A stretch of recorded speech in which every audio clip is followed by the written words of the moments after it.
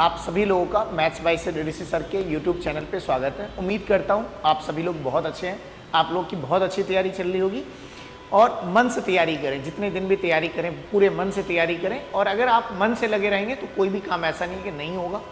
अगर आप सक्सेस लेना चाहते हैं तो कंसिस्टेंसी बहुत ज़रूरी है इस फील्ड में, कि आप कंसिस्टेंट रहें, डेली मेहनत करें और डेली इम्प्रूवमेंट को चेक जरूर करें, है ना। आज जो मैं आप लोगों से बात करना चाहता हूँ वो ये है कि जब आप मेंसुरेशन की बात करते हैं, क्षेत्रमिति की बात करते हैं या ज्योमेट्री की बात करते हैं, ज्यामिति की बात करते हैं, राइट। मेंसुरेशन तो एक ऐसा टॉपिक है जो आजकल हर एग्जाम में आता है।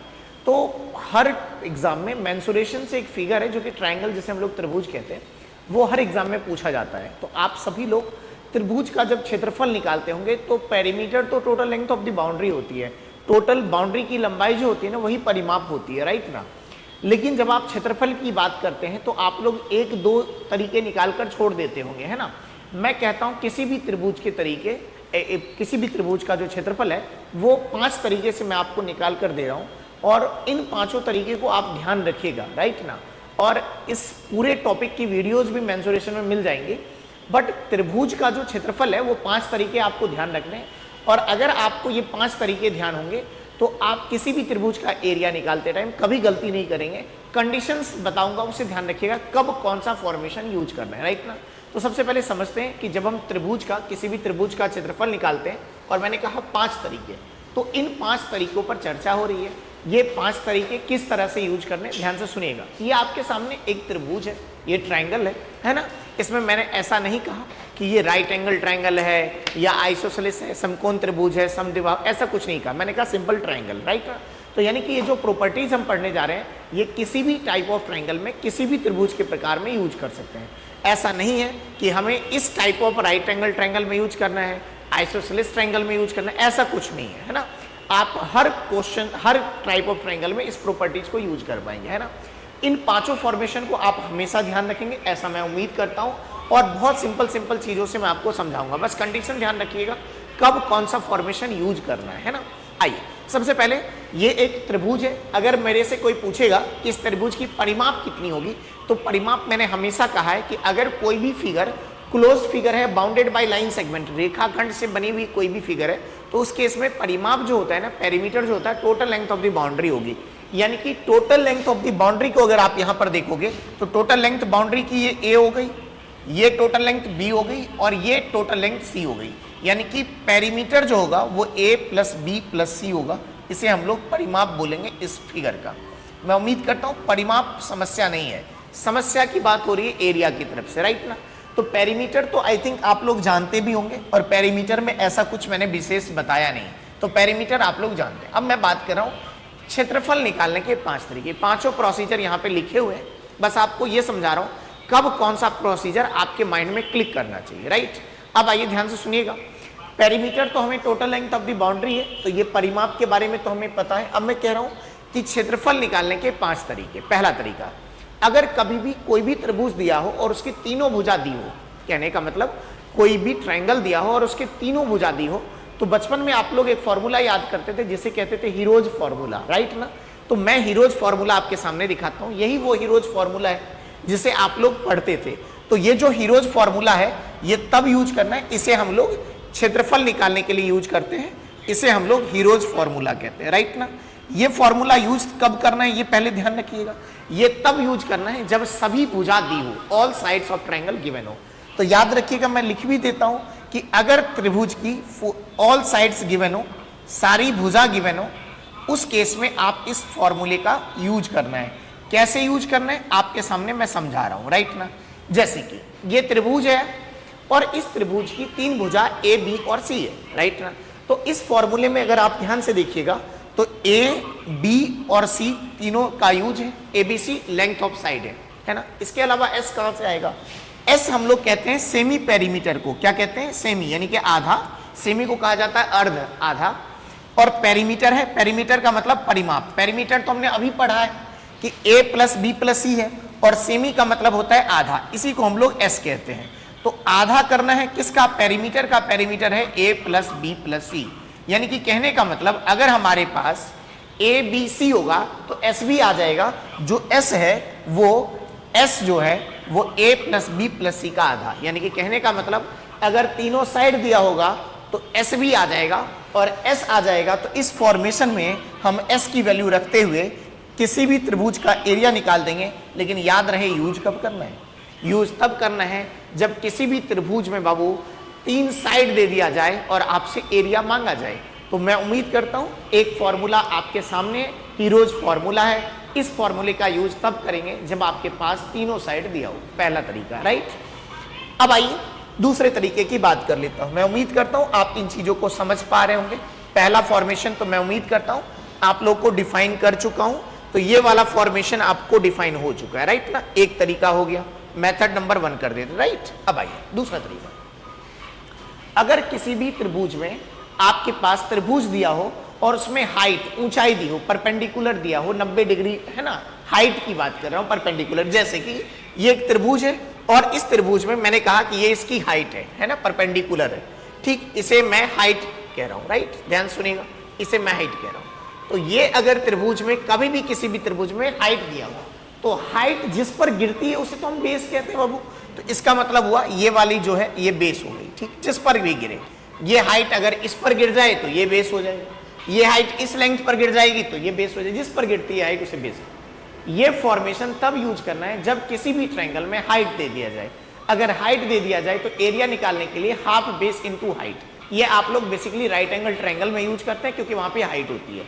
मैंने कहा जब भी हाइट दिया हो तो आप इस फॉर्मूले का यूज कर सकते हैं। तो एक formula half base into height, यानी कि हाफ आधार गुने ऊंचाई। लेकिन याद रखना है कि आधार गुने ऊंचाई का यूज कब करना है, जब राइट हाइट हो, ऊंचाई दी हो, तभी आप इसका यूज करेंगे। लेकिन पहले बताया था कि अगर 3 साइड दिया हो तो उसमें तो हाइट नहीं दिया होता है, तो इसका यूज तब करना है half base into height. Basically right angle triangle में तो बहुत यूज करते हैं हम, जब किसी भी त्रिभुज में हाइट मेंशन की हो। तो कितने तरीके हो गए, 2, एक हाइट देकर पूछा जाए या तीनों साइड देकर पूछा जाए। तो 2 तरीके तो मैं उम्मीद करता हूं आपको डिफाइन कर चुका हूं, राइट ना। तो ये हो गया दूसरा तरीका जिसमें आपको ट्रायंगल की हाइट दी गई थी, ठीक है। ध्यान से सुनिएगा, 2 तरीके हो गए। अब बात कर लेते हैं तीसरे तरीके पर। तीसरा तरीका कब यूज करना है, जब किसी भी ट्रायंगल में बाबू 2 साइड और उसके बीच का एंगल दिया जाए, तब इस फॉर्मूले को यूज करना है। ध्यान से सुनिएगा। तो मैं मेथड नंबर 3 का यूज कर रहा हूं। कब यूज करना है ये फिर से बोल लेता हूं। एनी 2 साइड, कोई 2 साइड दिया जाए, एनी 2 साइड, कोई साइड 2 साइड दिया जाए, 2 साइड और एंगल बिटवीन देम, और उनके बीच का एंगल दिया हो, angle between them is given. ध्यान से सुनिएगा, एंगल बिटवीन देम अगर दिया जाए, सही है। चलिए आइए ध्यान से सुनिएगा। अब जो मैं बात कर रहा हूं, किसी भी त्रिभुज में अगर 2 भुजा और उसके बीच का कोण दे दिया जाए, तो आप हमेशा साइन रूल को यूज कर सकते हैं। आइए फॉर्मेशन क्या बनता है वो ध्यान से देखिएगा। ये जैसे मैंने कहा कि मेरे पास साइड जो दिया है वो BC दिया हो, जैसे मैंने साइड का ये साइड और ये साइड दे दे, तो इसके बीच का एंगल कौन सा हुआ, ये साइड और ये साइड, तो इसके बीच का बाबू एंगल तो ये वाला हुआ है ना। इस एंगल को क्या बोलेंगे, ए एंगल, राइट ना। तो 2 साइड अगर मैं ये दोनों दे दूं और इसके बीच का एंगल तो ये हुआ, ठीक।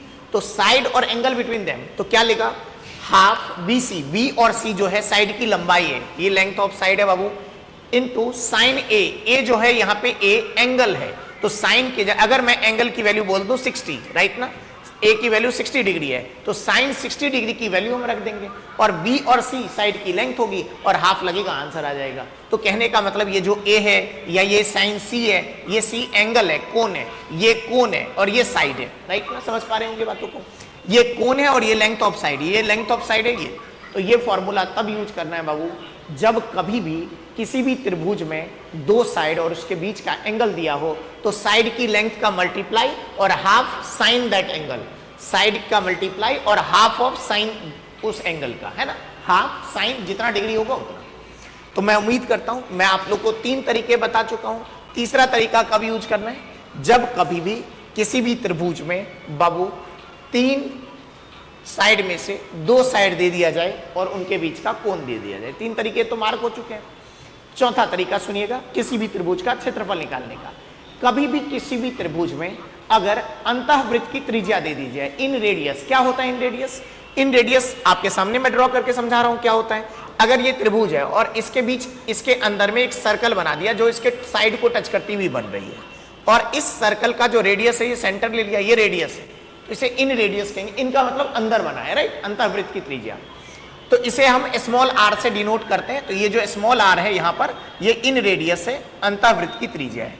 अगर किसी भी त्रिभुज में, याद रखिएगा, किसी भी त्रिभुज में इन रेडियस दिया हो और पेरीमीटर दिया हो, क्या दिया हो, पेरीमीटर। पेरीमीटर का मतलब a प्लस बी प्लस सी की वैल्यू दी हो, पेरीमीटर दिया हो, ये तीनों है ना, पेरीमीटर परिमाप दिया हो, तो किसी भी त्रिभुज का एरिया जो होता है वो r इंटू एस भी होता है, यानी कि चौथा तरीका हो गया r इंटू एस। r क्या है, इन रेडियस है, अभी समझा कर आया हूं, r दिया हो। s कहां से आएगा, s कहां से आएगा, s है सेमी पेरीमीटर, पेरीमीटर का आधा, तो पेरीमीटर दिया होना चाहिए, उसका आधा कर देंगे तो आपका s आ जाएगा।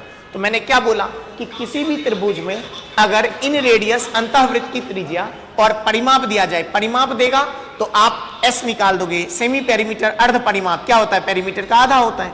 तो किसी भी त्रिभुज में अंतःवृत्त की त्रिज्या और अगर पेरीमीटर दे दिया जाए तो r इंटू एस उसका क्षेत्रफल होता है। s का मतलब अर्ध परिमाप, सेमी पेरीमीटर, यानी कि पेरीमीटर का आधा, पेरीमीटर देगा, आधा कर दोगे तो s आ जाएगा और r दिया होना चाहिए, राइट ना। तो याद रखिएगा, यहीं से एक और फॉर्मेशन बनता है कि एरिया को अगर हम पेरीमीटर से, सेमी पेरीमीटर से डिवाइड कर देंगे तो इन रेडियस कहलाएगा। एरिया को सेमी पेरीमीटर से डिवाइड कर देंगे तो, समझ पा रहे बातों को, इन रेडियस कहलाएगा। कितने तरीके हो गए, 4। कब किसका यूज करना है ये ध्यान रखना है, इन रेडियस और पेरीमीटर के केस में ये कॉन्सेप्ट यूज करना है। अब 4 तरीके तो हो गए, अब आखिरी तरीका ध्यान से सुनिएगा। अब किसी भी त्रिभुज में जैसे इन रेडियस दिया था ना, अंदर में सर्कल बना था, उसका रेडियस था ये। अब मैं कह रहा हूं किसी भी त्रिभुज में अगर बाहर एक सर्कल बनाओ, अब ये जो सर्कल है ये बाहर है, जो भी है सर्कल है, ये सेंटर हो गया, इसका रेडियस मैंने कैपिटल आर बोल दिया, सरकम रेडियस इसे कहते हैं, बाह्य त्रिज्या, परित्रिज्या कहते हैं, सरकम रेडियस परित्रिज्या कहा जाता है। किसी भी त्रिभुज में अगर उसकी साइड दे दी जाए, ए बी और सी दे दी जाए, ये साइड दिया हो, क्या दिया हो, साइड, और आर दिया हो, सरकम रेडियस दिया हो, सरकम रेडियस दिया हो, तो याद रखिएगा तब भी एरिया लिखा जा सकता है।